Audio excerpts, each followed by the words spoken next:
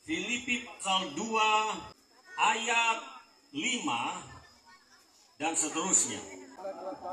Kamu dalam hidupmu bersama-sama menaruh pikiran dan perasaan yang terdapat juga dalam Kristus Yesus, yang walaupun dalam rupa Allah tidak menganggap kesetaraan dengan Allah itu sebagai milik yang harus dipertahankan, melainkan telah mengosongkan dirinya sendiri dan mengambil rupa seorang hamba dan menjadi sama dengan manusia. Dan dalam keadaan sebagai manusia, ia telah merendahkan dirinya dan taat sampai mati, bahkan sampai mati di kayu salib. Itulah sebabnya Allah sangat meninggikan dia dan mengaruniakan kepadanya nama di atas segala nama, supaya dalam nama Yesus bertekuk lutut segala yang ada di langit dan yang ada di atas bumi dan yang ada di bumi, di bawah bumi, dan segala lidah mengaku Yesus Kristus adalah Tuhan, bagi kemuliaan Allah Bapa. Seluruh jemaat Tuhan yang dikasihi oleh Tuhan, dalam memperingati Jumat Agung, yaitu hari di mana Yesus disalibkan, hari ini kita diingatkan kembali bahwa Yesus telah merendahkan dirinya dan taat sampai mati, bahkan sampai mati di kayu salib. Saya beri judul atau tema, yaitu Yesus yang merendahkan diri. Sama-sama katakan, merendahkan diri. Merendahkan diri. Rendah hati. Rendah hati. Ya. Yang ditinggalkan oleh Yesus, salah satu teladan besar bagi kita semua, lewat kematiannya, lewat pelayanannya, adalah kerendahan hati. Dan kerendahan hati itu diwujudkan atau dimanifestasikan dengan cara Allah datang ke dalam dunia dalam rupa manusia. Itulah yang disebut dengan manusia Yesus Kristus, yang punya langit dan sorga, yang menciptakan segala sesuatu, rela datang ke dalam dunia yang fana, dunia yang miskin ini, menjadi sama dengan manusia, kemudian melayani manusia, memberitakan jalan ke sorga, mati di kayu salib menebus dosa manusia, dikuburkan dan bangkit pada hari ketiga. Itulah Yesus Kristus yang telah merendahkan diri. Tepuk tangan bagi Tuhan.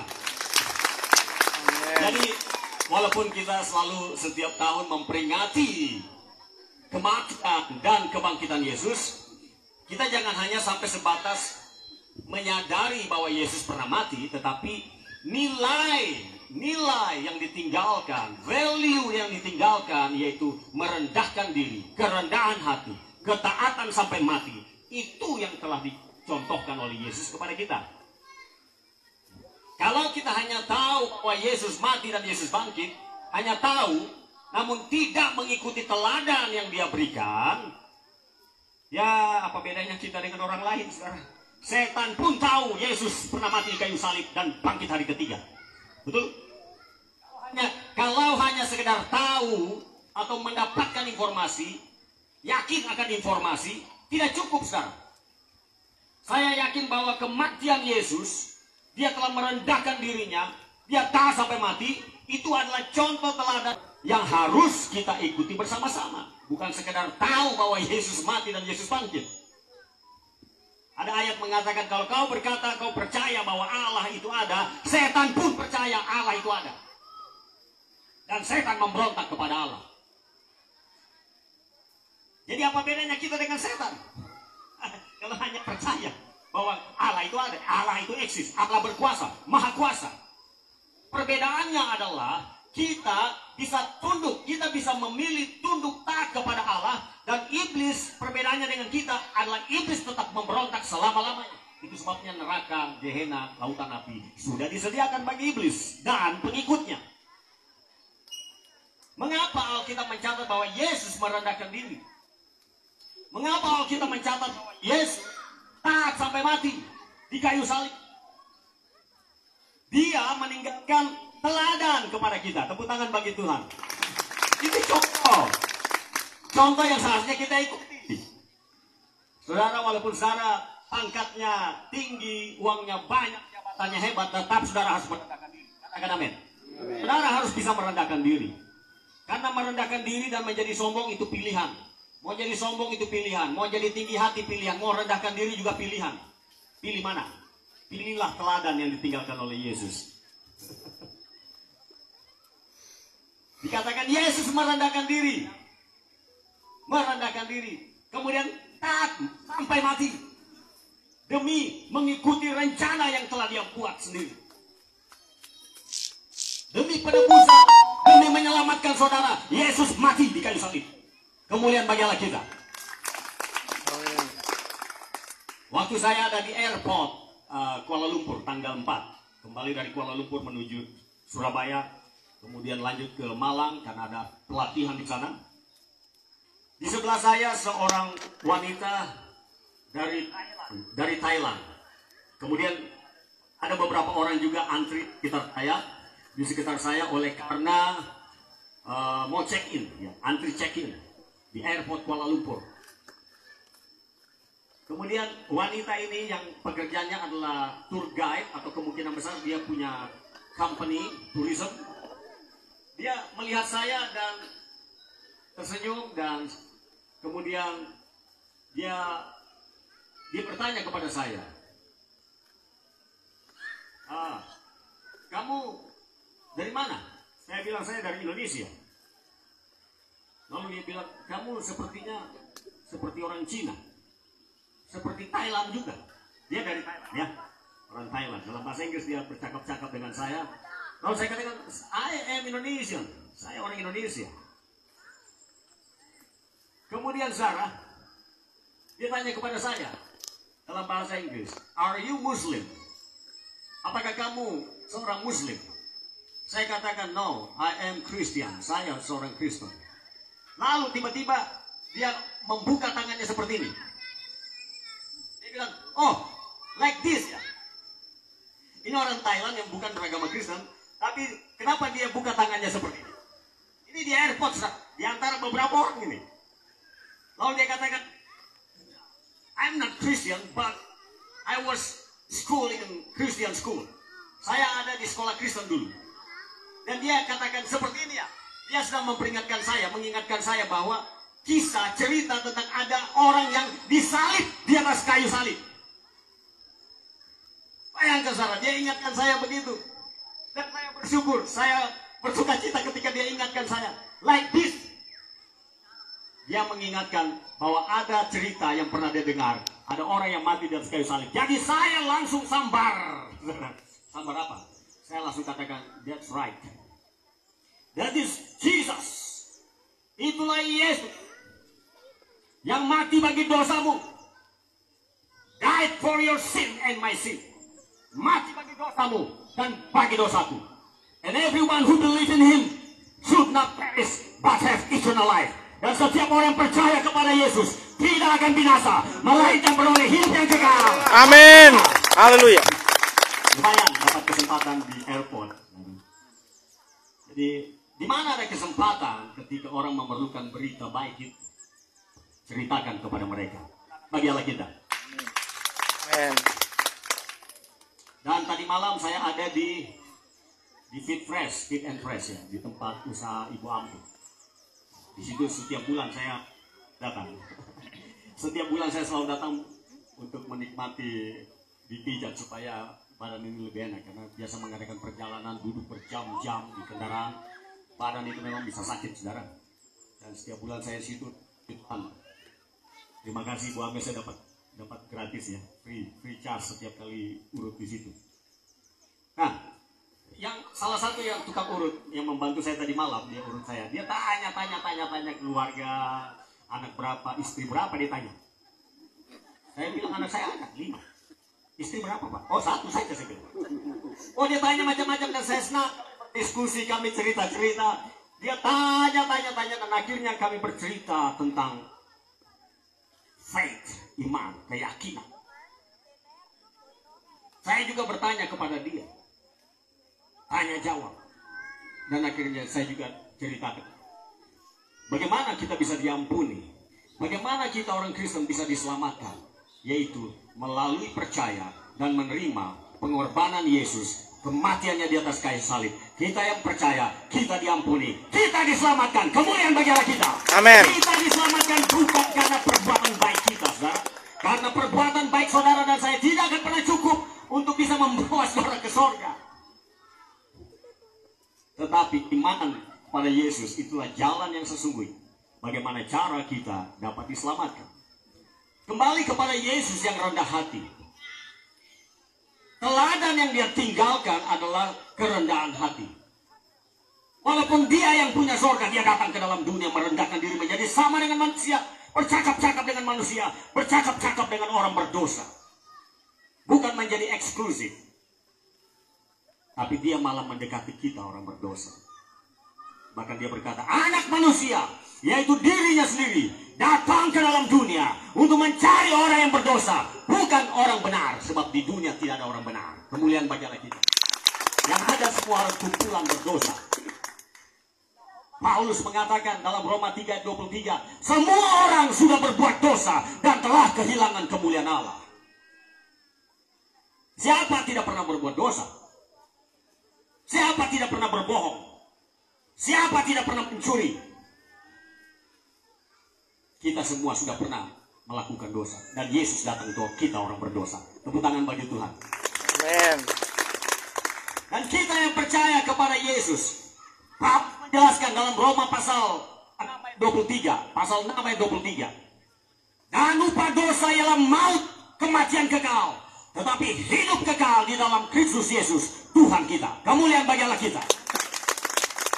Keyakinan ini sudah kita miliki.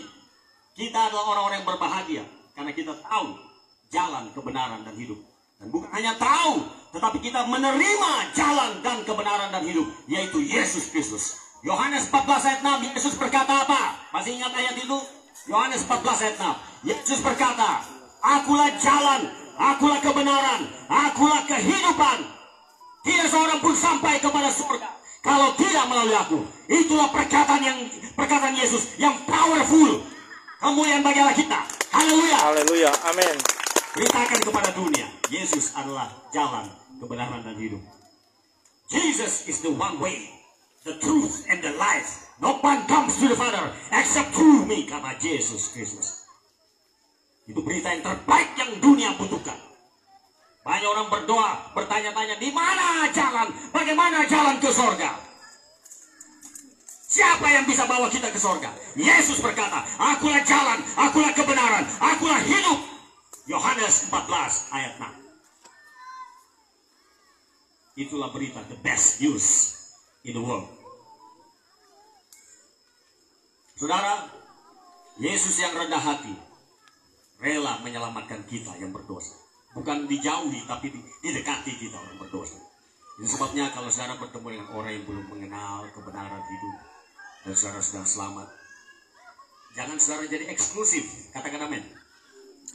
Jangan saudara seperti sudah selamat sendiri lalu cuek bebek dengan dunia ini. Jadilah seperti Yesus yang mencari orang berdosa dan berbagi berita kabar baik ini. Kita tidak boleh eksklusif. Kita perlu peduli dengan orang lain. Salah satu wujud kerendahan hati Yesus adalah peduli dengan kita orang berdosa. Katakan amin. Peduli, bukan cuek.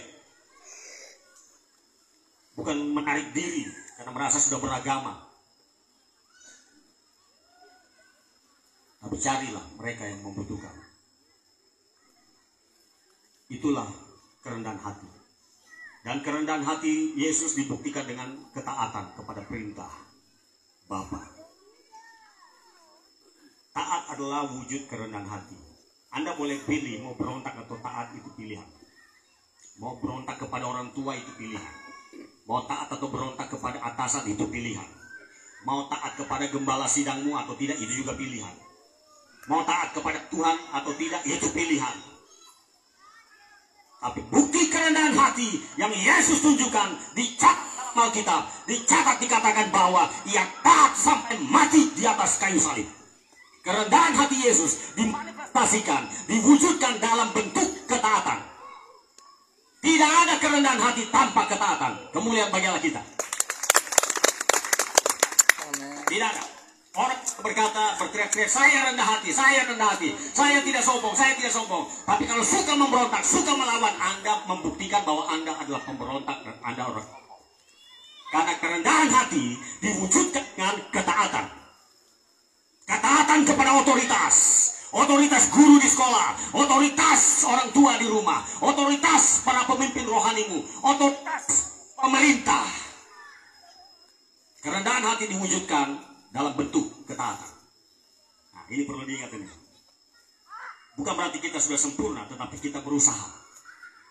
Beritahu kepada orang Belanda, kita berusaha untuk sempurna. Ya, tunduk pada otoritas. Tunduk kepada otoritas.